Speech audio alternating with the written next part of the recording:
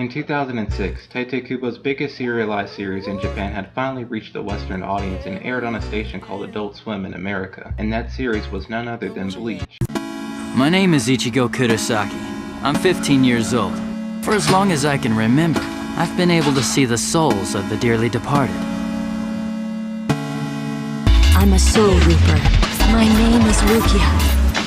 The hollows were once souls of human beings, no different from anyone else. Time to eat your soul! We stand in awe before that which cannot be seen. However, this video won't be covering Bleach's success or popularity over the years it's aired on television. Instead, this video is covering a much more bigger topic and an answer that everyone seems to have when it comes to Kubo's newest one-shot. How Tite Kubo went to this.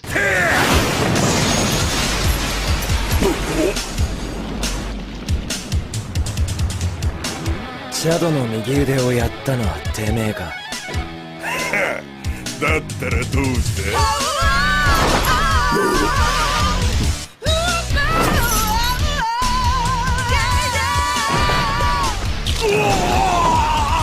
To this?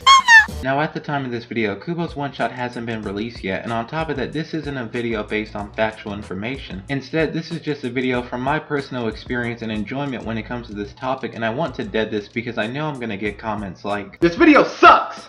I think that your introduction was awful. If you actually read the official translations, you'll know why. Yo, shout outs to my boy Masashi Kudo for the one."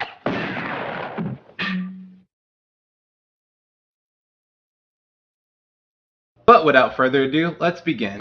I feel like this statement needs to be said to cover my case at this point in the video, and that statement is that magical series do extremely well within Japan. Series like Sailor Moon, which I will be covering later on in this video, but not right now at the time being. However, when I meant the word magical series, I literally mean magic itself being implemented within the series. Series or anime such as Slayers, Magi, ReZero, Fairy Tail, or Black Clover.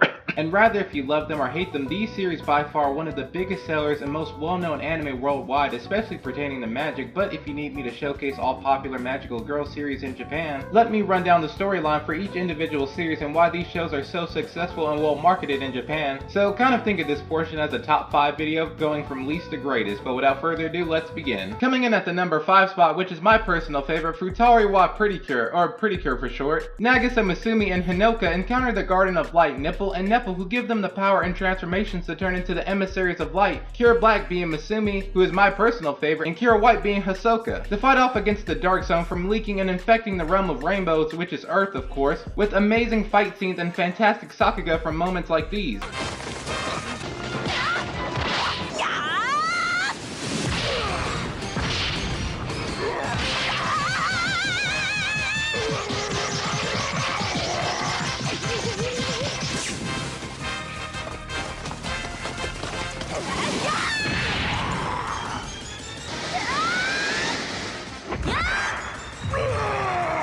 Coming in at that number 4 and number 3 spot is Glitter Force and the sequel Glitter Force Doki Doki. I'm an adult, guys, trust me. Anyway, the main villain of the series, Emperor Nogo, who tries to infect the Kingdom of Jubilant to have its unhappy fairy tale ending, but is stopped by Queen Euphoria to use her energy to seal him away. However, Nogo's minions tries to restore him to his full potential by gathering all the negative energy from the people of Earth. However, Queen Euphoria sends a message to Candy to find 5 magical girls to stop Emperor Nogo and his minions. And while that is the main point for the first season, the premise and the items from Doki Doki is what I'm mainly focused about, but I'll save that towards the end of the video as we look at this amazing sakuga for this show and these next 2 series that I'm going to breeze through from my personal experience and enjoyment on why I love both of these series, and from an entertainment standpoint and from a visual standpoint. And the number 1 spot is Hokuto Precure. Now by far Hokuto Precure is my favorite series out of this whole list, and I can talk about Precures on hours on end, and I wish I could, but this video is mainly pertaining to the Burn the Witch one shot, so how about I show you some clips to justify my reasoning and why this show is so great itself.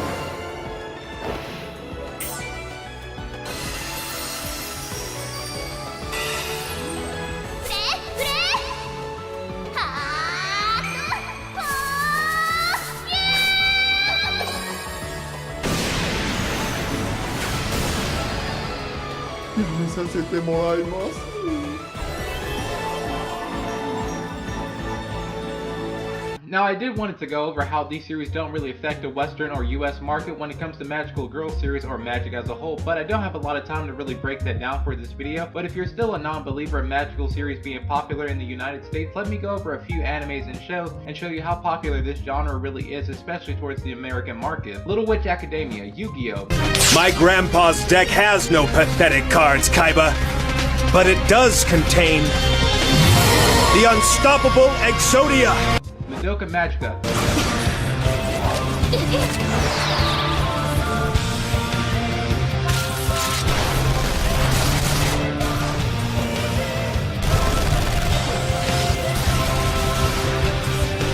Magi, the Labyrinth of Magic. Sorry to intrude, Your Highness. I never thought anyone would make a move on a woman before me. Aladdin, you are a true Magi. Stop it! You disgusting little pervert! Fairy Tail. Yes, that's right. I pulled my precious Gray inside of me to ensure his safety. Is it just me, or does that seem really weird? Are you jealous he was inside of me and not you? Not really, no. Yeah, and I couldn't do anything from in there. Thanks to you, the creep got away. Fate series. そう来なくてはな。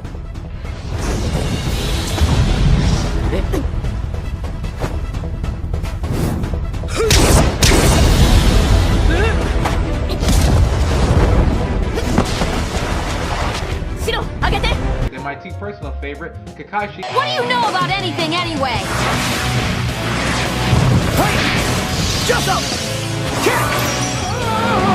You know, you really need to stop being so reckless. Hey, shut up! No matter what comes at me, I'll be ready and I'll take care of it. And my all-time favorite magical Do-Re-Mi and Sailor Moon.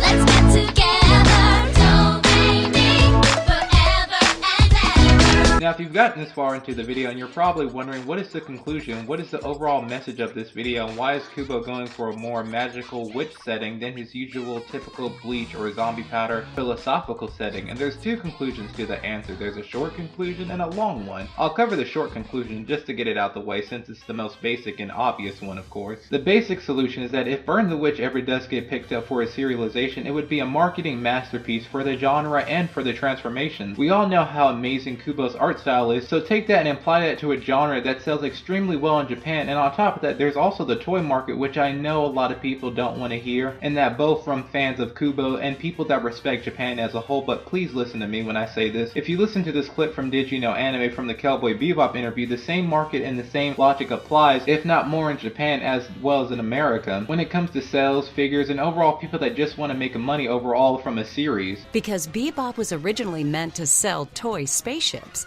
the sponsor, Bandai Toys, declared after seeing the footage, "This will never sell spaceships," and pulled out of the project. Fortunately, Bandai's sister company, Bandai Visual, stepped in to provide funding, and the rest, as they say, is anime history. At the panel, Watanabe himself joked, "If they hadn't, you might be seeing me working the supermarket checkout counter right now." There's also the case of Kubo seeing this type of series very heavily in his country in Japan, so he probably wants to put his own spin and his own take on it when it comes to the magical series or the Magical Girl series as a whole. And I don't think that Kubo will really go for the whole flourish, like, children's type of setting as, the Pure series or, the more Toei animation type of style like that. But I do think that Kubo has seen this stuff a lot in his country and wants to put his own spin and his own adult take and a philosophical meaning behind it, because it is prevalent in Japan, as I I pointed out in this video, this series or this market sells extremely well within Japan. Rather, if you don't think so or not in the US market, if you are from America watching this stuff sells extremely well. Toei Animation probably makes the most money off of the Precure series. Actually, not even pretty sure, I know they do, outside of, you know, the Shonen Jump titles they have under their belt. So again, seeing stuff like the Precure series or anything else that I've mentioned in this video, Kubo has probably stumbled across this within Japan and wants to put his own spin on it, or just make it into his own thing if he has, in which there's nothing wrong with that. But that's my interpretation on how I've portrayed Burn the Witch, and probably, you know, what is popular and what makes the most money in Japan as a whole from this genre. So again, like I said, if you've gotten this far towards the end of the video, this is from my personal experience and belief, and not based off factual information. It's something that I wanted to do for fun, and or give my take and spin on it, because I love Tite Kubo and I love his artwork and the transformation, and seeing like transformation in his art style, especially something from the Precure genre. Hope you guys enjoy this as a whole, but thank you guys so much for watching, and I'll see you guys next time.